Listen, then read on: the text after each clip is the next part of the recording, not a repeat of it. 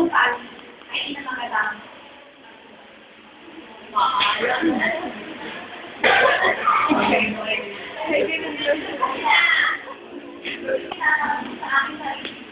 Kung bakit ang tuwing natin mga Pinoy sa ating komunidad ay isang malaking bakit-bakit.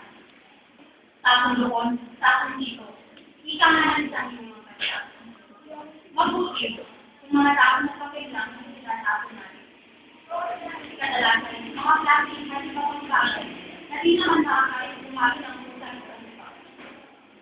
Mas malapit ang pagtrato natin sa ligat na yakang tuloy. Tumingin ka man sa aling mga Pinoy, sa Maynilaan man, o sa mga Pilipina, at makikita mo na mga kapura mula sa mga tao.